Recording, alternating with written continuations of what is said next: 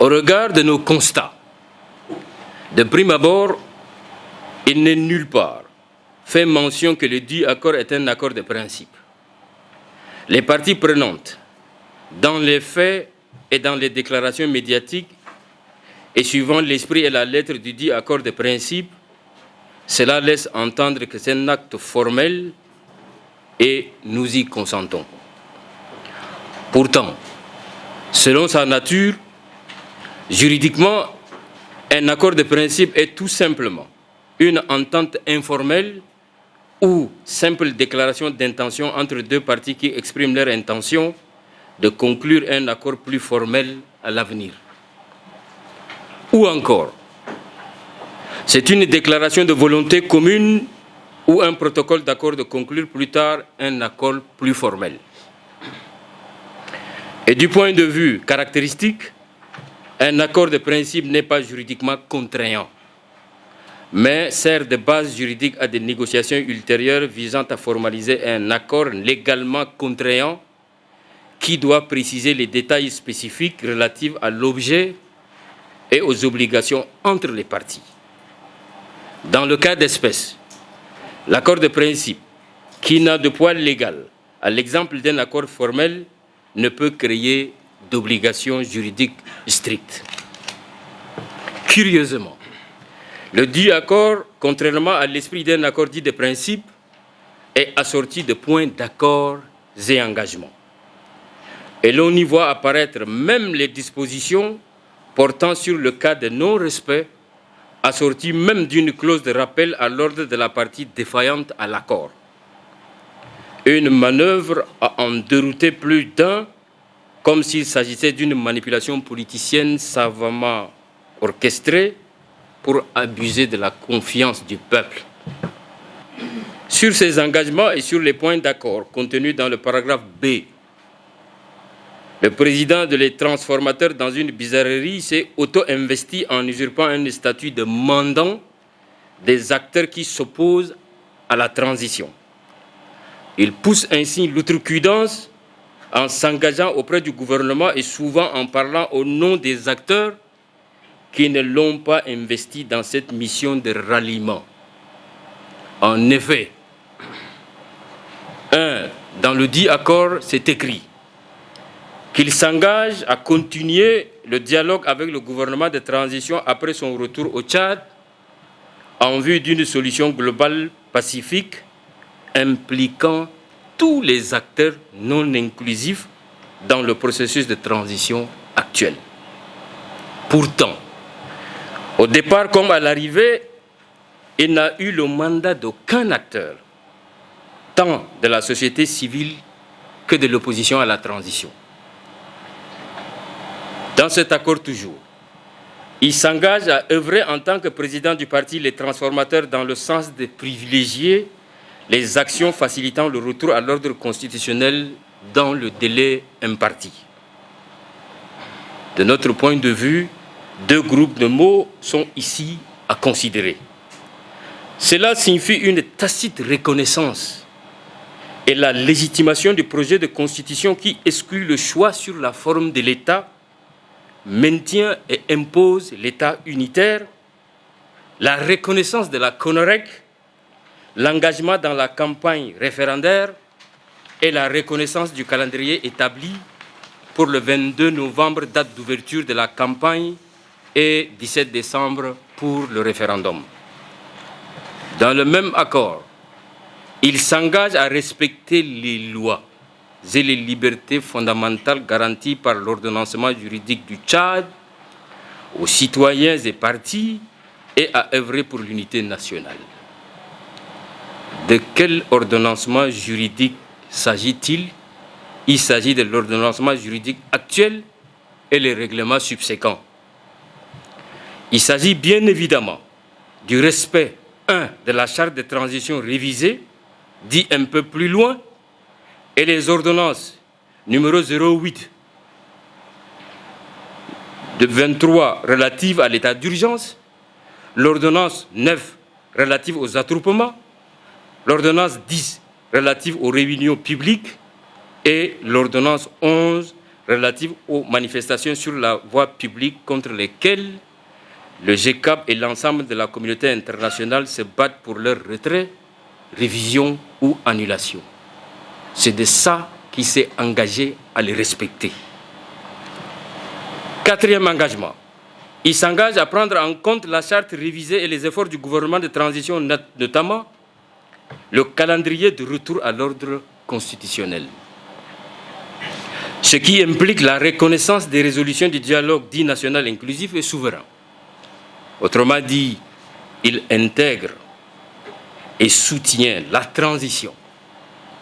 Ce n'est plus le monologue qu'il vilipendait ou le dialogue du peuple au balcon qu'il réclamait à corps et à cri.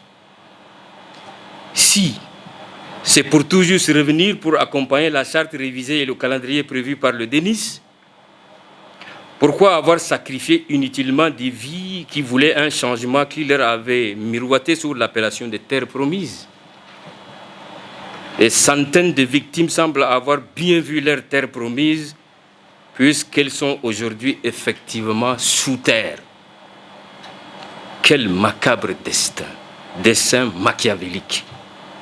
La monstruosité consentante des deux parties qui frise la bestialité, sinon le cynisme, et cette disposition selon laquelle, je cite, « Dans le même esprit d'apaisement de l'accord de Doha et en cohésion avec l'engagement du président de transition, a initié au courant du mois de novembre 2023 une loi d'amnistie générale pour tous les acteurs civils et militaires impliqués dans les événements du 20 octobre 2022. »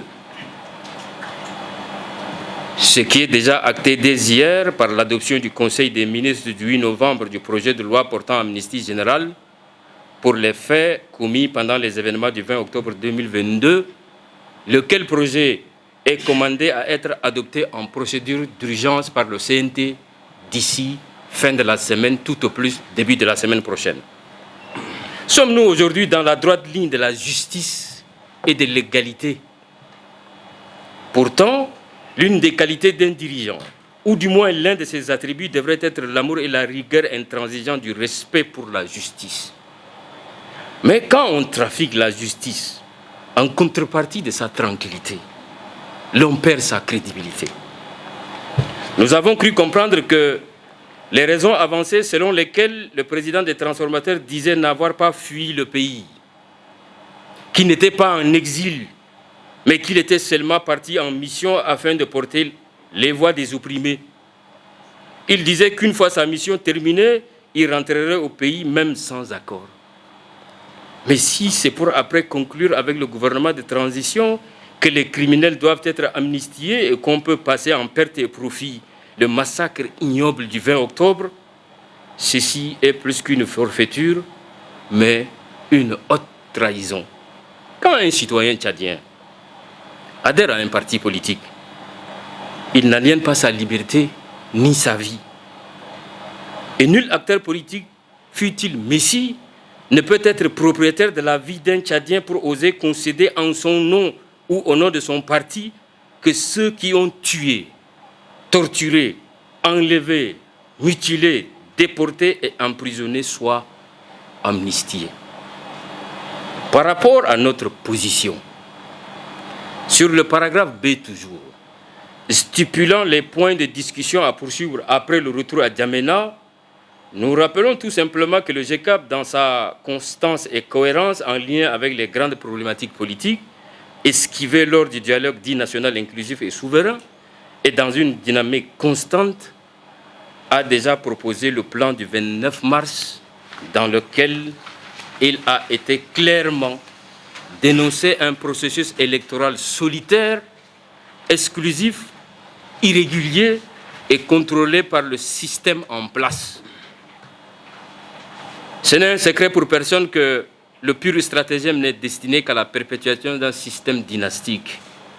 La création d'une commission nationale chargée de l'organisation des référendums constitutionnels dit CONEREC et la mise en place du CNCP sont uniquement dédiés pour assurer le suivi du processus électoral et la révision des textes électoraux, et ceux régissant les partis politiques et leur financement, etc.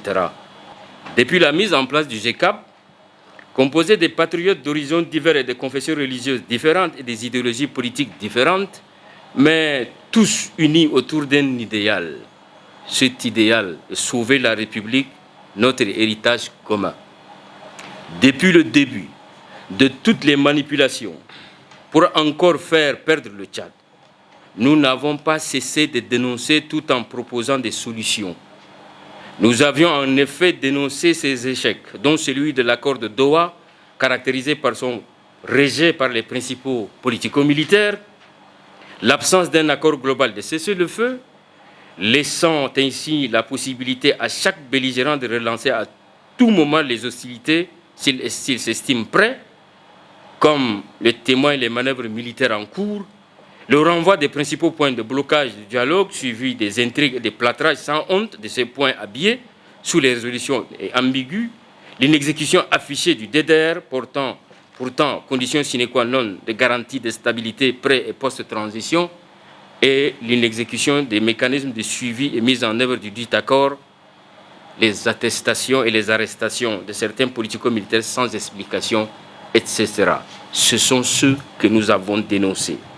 En outre, l'échec du fameux Denis, effectivement exclusif que tout le monde le sait, porté par plus de 90% des participants d'un même camp, avec sa souveraineté irrégulière et des résolutions taillées sur mesure par des artifices outranciers qui portent en elles-mêmes les germes de la division, de la rébellion et de la guerre civile qui s'est illustrée par les massacres du 20 octobre 2022. Les fameuses résolutions ont toutes été caractérisées de contraires à la charte de la démocratie des élections et de la bonne gouvernance de l'Union africaine. Et le summum de tout est l'élection irrégulière d'une charte, l'édiction irrégulière d'une charte concentrant tous les pouvoirs législatifs, exécutifs et judiciaires entre les mains d'une seule personne. Un véritable pied de nez à toute considération la plus élémentaire des régimes démocratiques. Depuis 2021, nous ne faisons que du surplace et c'est le système qui le veut ainsi. Aussi, l'échec que nous voyons aujourd'hui est du déjà vu. Cet échec se caractérise par des micmacs de gestion du processus électoral engagé par ce gouvernement, dont un processus électoral pensé et conçu par un gouvernement de remerciement, aux ordres composés des mêmes personnes ou coteries qui avaient planifié, organisé puis imposé une dynastie. Le processus électoral est aujourd'hui géré et administré par un groupe d'inconditionnels du régime composé des cadres trafiquants et autres experts en bidouillage, en fraude électorale et des magouilleurs politiques patentés, employés et disséminés massivement dans tous les organes politiques et administratifs, dont les ministères clés, l'administration territoriale, les organes de gestion des élections référendaires, comité de suivi, comité ad hoc de rédaction des textes, sous-commission électorale, bureau permanent des élections, au CNCP. Et pour quel résultat attendu? Vous le savez, c'est la faillite du Tchad. Et tout en alertant l'opinion nationale et la communauté internationale sur les risques et les conséquences de cette démarche solitaire et exclusive, nous avions dénoncé la complicité trempée et ouverte des instances sous-régionales, notamment la CEAC, et appeler les partenaires clés du Tchad à plus de responsabilités face aux violations des droits de l'homme et aux principes de bonne gouvernance et de la démocratie.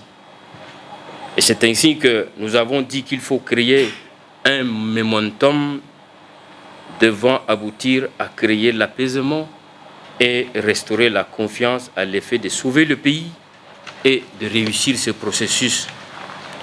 C'est dans cette trame que s'est inscrit le plan du 29 mars qui contient d'abord 1. Les préalables, 2. Les nécessités de discussion, 3. Les correctifs à apporter, ainsi que les conditions pour une concorde politique. Ça, nous l'avions déjà fait et ça reste de rigueur. De plus, en juillet, après une tournée à l'international, dans l'optique de sortir de cette crise de légitimité qui est préjudiciable à tout développement et dangereuse pour le maintien de la stabilité, de l'unité et de la paix, nous avions estimé que le retour à l'ordre constitutionnel ne peut être l'affaire d'un camp contre l'autre. Ce retour à l'ordre constitutionnel doit passer par l'organisation des élections référendaires normées, c'est-à-dire conformes aux règles. ce dans un débat républicain basé sur un large consensus, puis les élections générales crédibles, inclusives, égalitaires et consensuellement acceptées de tous. Nous avions estimé que, pour y parvenir, il fallait réunir les conditions d'une bonne fin de transition, ce en créant un nouveau consensus. Et ce nouveau consensus doit résulter du dialogue politique à minima que nous avons proposé au gouvernement de transition et à l'ensemble de la communauté internationale. Le dialogue politique à minima aura pour objectif à identifier et caractériser et discuter des principales problématiques sociopolitiques majeures jusqu'ici effleurées ou jamais abordées. Aussi d'identifier et de caractériser et de discuter des freins au vivre ensemble harmonieux en vue de refixer le fondement institutionnel optimal à charge d'engager le Tchad sur la voie qui résultera des attentes de la majorité des Tchadiens. Il aura aussi à créer des conditions susceptibles de permettre l'émergence d'une nouvelle citoyenneté et de donner une nouvelle chance à la concorde globale et à la paix. Avec comme principaux participants, nous avons identifié 4 catégories d'acteurs qui devront être appelés à convenir de ce qui devra être fait, notamment les représentants de la composante de la transition, composée entre autres de la présidence de transition, du gouvernement de transition, du Conseil national de transition et du cadre national de concertation des partis politiques, qui est une composante. La seconde composante, ce sont les acteurs politiques qui n'adhèrent pas à la transition, dans leur entièreté, sans exclusion. La troisième composante, c'est l'aile politique des mouvements armés non signataires de l'accord de Doha du 8 août 2022, principalement les membres du CPCR. Et la quatrième et la dernière composante que nous avons proposée au titre du DPM, ce sont les acteurs de la société civile de l'intérieur et de la diaspora qui n'adhèrent pas à la transition. Nos propositions n'ont pas été jugées dignes aux yeux de ceux qui nous régentent. Le choix délibéré qu'ils ont fait en cherchant à trouver une entente dans un tête-à-tête avec des individus ne montre qu'une chose: fragiliser l'opposition intérieure structurée et responsable. Pour notre part, subséquemment à ce fameux accord dit de principe, nous réfutons énergiquement l'option d'amnistie à accorder aux acteurs civils et militaires impliqués dans les événements du 20 octobre. Nous disons que la réconciliation, fût-elle à travers un accord de principe, n'élimine pas la justice. Nous réitérons l'un des points contenus dans notre plan du 29 mars 2023 relatif à la nécessité d'entamer des discussions dans lesquelles nous avions clairement réclamé la mise en place des mécanismes de justice, réconciliation et réparation aux victimes. Nous appelons les victimes et les populations à se tenir prêtes face aux actions à entreprendre au cas où cette forfaiture arriverait à se matérialiser. Et l'amnistie unilatérale proclamée est une de ces forfaitures. Nous dénonçons le cynisme des parties prenantes à cet accord et la tentative de cloisonnement de l'opposition. Nous rejetons toute solution partielle ayant pour objectif de s'en contenter pour soi même, tout en blanchissant les crimes de sang. Le GECAP exige un véritable dialogue pour une solution globale et non la solution de fuite en avant de compromission en contrepartie des espèces, tout en voulant imposer sans possibilité de choix l'État unitaire pour consacrer la dynastie.